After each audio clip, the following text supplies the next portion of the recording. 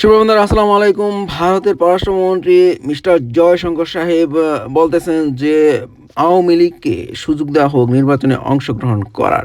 এদিকে আমাদের প্রেস সচিব বলতেছেন যে ভালো নির্বাচন উপহার দিতে প্রস্তুত অন্তর্বর্তীকালীন সরকার। কিন্তু কথা হলো যে যদি আওয়ামী লীগকে এবং ভারতকে দোষারোপ করে পরিষ্কারভাবে বুঝিয়ে না দেওয়া হয় যে এরা আসলেই দোষী গত 16 বছরে তাদের কর্মকাণ্ডের জন্য, তাহলে এদেরকে নির্বাচনে অংশগ্রহণ করতে না দেওয়াটা হবে বড় একটা ভুল অন্তর্বর্তীকালীন সরকারের।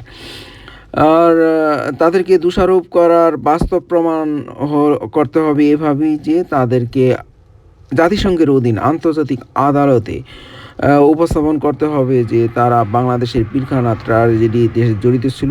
ভারত সহ আওয়ামী লীগ এবং ভারত মিলে 2009 সালের ফেব্রুয়ারি মাসে বাংলাদেশের 57 জন আর্মি অফিসারকে হত্যা করেছে। আর তারা বাংলাদেশের ভিতরে গুলশান রেস্টুরেন্টের ভিতরে যেই ট্র্যাজেডি হয়েছে বিদেশিদেরকে সরিয়ে দেওয়ার পিছনে, সেটার মধ্যেও ভারত যৌথভাবে জড়িত। এবং বাংলাদেশের ভিতরে জঙ্গি নাটক সিনেমার শুটিং যে করতো সেটার মধ্যেও ভারত জড়িত।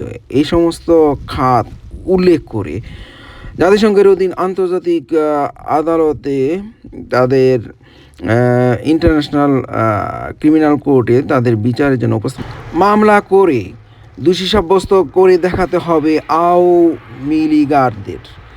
তা না হলে বাংলাদেশের এই যে নির্বাচনটা হবে আওয়ামী লীগকে বাদ দিয়ে, সেটা পরবর্তীতে উল্টো রিয়াকশন করতে পারে। তাই এটা ঠিক হবে যে তাদেরকে আগে বিচারের সম্মুখীন করা হোক আন্তর্জাতিক ক্রিমিনাল কোর্টে, তারপরে এদের নির্বাচন করার অযোগ্যতা ঘোষণা করে